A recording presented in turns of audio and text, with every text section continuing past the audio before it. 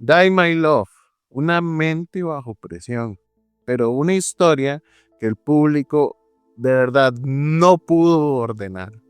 Die My Love es una película que incomoda porque obliga al espectador a ocupar una posición que normalmente no queremos o evitamos, la de estar dentro de una mente que no logra organizar su experiencia. Las reacciones del público y de la crítica lo confirman, según Rotten Tomatoes.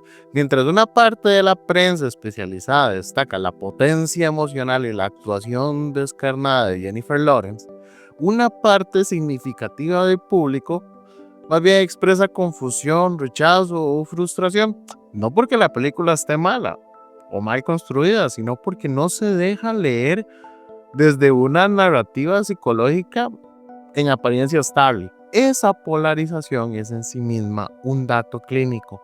El espectador se enfrenta a la misma dificultad que atraviesa la protagonista, la imposibilidad de construir un relato coherente cuando la experiencia interna se fragmenta. La crítica percibe intensidad, el público percibe total desorden.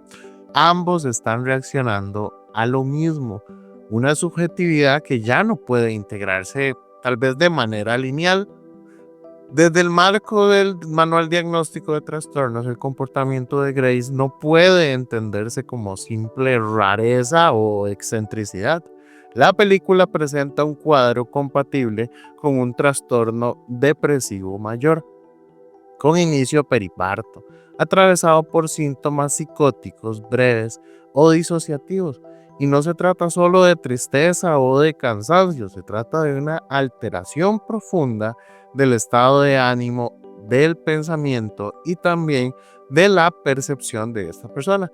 Grace muestra irritabilidad intensa, pérdida de interés, aislamiento emocional y alteraciones del sueño, pensamientos intrusivos y una relación profundamente ambivalente con la maternidad. Estos elementos tomados en conjunto cumplen criterios nucleares de un episodio depresivo mayor, pero la película va más allá.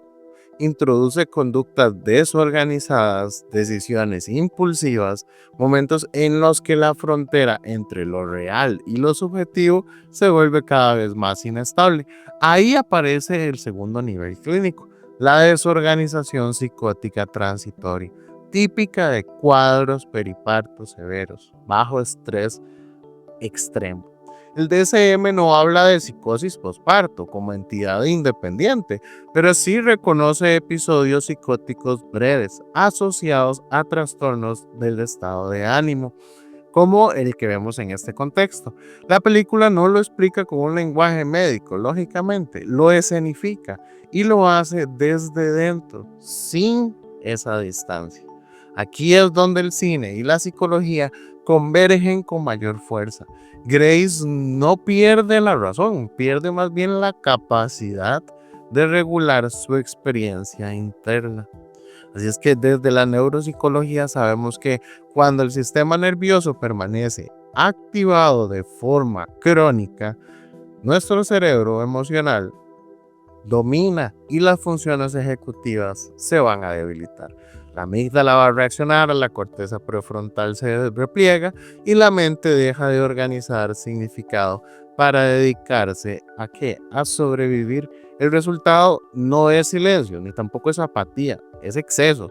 Exceso de emoción, exceso de imágenes, exceso de impulsos, y la conducta se vuelve completamente errática, no por falta de voluntad, sino porque la estructura que normalmente integra emoción, pensamiento e identidad está sobrepasada. Aquí entra el cuarto nivel del análisis, el proceso psicológico profundo que la película retrata sin nombrarlo. Grace atraviesa efectivamente una crisis de identidad severa. La maternidad no es solo un evento externo, es una reorganización completa del sentido de su yo. Cuando esa reorganización ocurre sin sostén emocional suficiente y sin una red simbólica y sin contención relacional, el yo no se adapta, se va a fracturar. Los mecanismos de defensa habituales dejan de funcionar. van a aparecer conductas que son impulsivas, como negaciones extremas, proyecciones agresivas, verbalizaciones autodestructivas, no como elección consciente de ellas, sino como intentos fallidos de preservar una identidad que ya no encaja. La mente intenta reorganizarse, pero lo hace desde un nivel primitivo, regresivo, donde la coherencia narrativa se va a perder. Eso explica el estilo del film. No es confuso por capricho estético únicamente, no, sino es confuso porque imita el funcionamiento de una mente realmente desorganizada. El espectador experimenta lo que vive la protagonista: fragmentación, saturación, imposibilidad de cerrar y sentido. Y aquí aparece el punto más incómodo de Die My Love. No habla solo de un trastorno clínico, habla de la fragilidad estructural de la mente humana, de cómo bajo ciertas condiciones, aislamiento, exigencia extrema, cambios biológicos, falta de sostén, cualquiera puede cruzar ese umbral, tú o yo, el que sea. La película nos confronta con una verdad que la cultura más bien evita. El colapso mental no es una falla moral, ni una rareza ajena. Es una respuesta posible cuando la vida exige una transformación mayor que los recursos que tenemos disponibles. La mente no se rompe porque quiera destruirse, sino porque intenta adaptarse sin herramientas suficientes. Por eso esta historia divide completamente, porque no permite mirar desde afuera, obliga a reconocer que la estabilidad psicológica no es un estado garantizado, sino un equilibrio dinámico, vulnerable y profundamente humano. Die My Love, por eso es que no ofrece consuelo ni explicación cerrada, ofrece algo más incómodo y más honesto: la experiencia de una mente intentando reorganizarse mientras el mundo sigue exigiendo que actuemos con normalidad.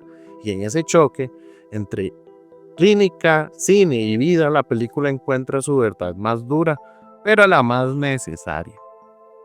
Muy bien, ¿cuál es esa? Volver a mirarnos sin miedo. Tal vez Die My Love no sea una película para entender como tal, sino más bien para permitirnos sentir. Porque cuando termina, lo que queda no es una explicación, sino más bien queda como un eco. Algo se mueve adentro, algo que reconoce ese cansancio profundo, esa sensación de no llegar, de no encajar del todo en la vida que se supone deberíamos de habitar nosotros. Es que la protagonista no es un caso clínico caminando por la pantalla como tal, no. Es una experiencia humana llevada al límite, al extremo. Y aunque su dolor sea extremo, su emoción es muy familiar. Todos hemos estado alguna vez en ese lugar donde la mente se siente total y completamente saturada y el corazón no encuentra palabras, donde seguir funcionando parece más bien un acto heroico y detenerse, pues sí, nos da miedo. Esta película nos recuerda que sentir intensamente no es fallar, que desbordarse no es que sos débil, que a veces el cuerpo y la mente gritan porque han estado demasiadísimo tiempo sosteniendo en silencio, y cuando por fin algo se rompe, no siempre es para destruirnos, a veces es para pedir mayor cuidado. Si algo nos ofrece Die My Love, es permiso. Permiso para reconocer que no siempre estamos bien, que amar puede doler, que los cambios profundos nos sacuden más de lo que estamos dispuestos a admitir. Permiso para dejar de juzgar tan rápido lo que no entendemos, empezando ¿por qué? Por nosotros mismos. Porque detrás de cada descalabro mental hay una historia que quiso adaptarse, que quiso amar, que quiso cumplir, y quizá el gesto más humano que podemos hacer al salir de esta película, de ver esta película, no es diagnosticar, sino explicar, ni alejarnos, sino mirarnos con más ternura y reconocernos distinto. Tal vez ese sea el verdadero mensaje, que la salud mental no empieza cuando todo está en orden. Al contrario, cuando aprendemos a acompañarnos, incluso en ese desorden.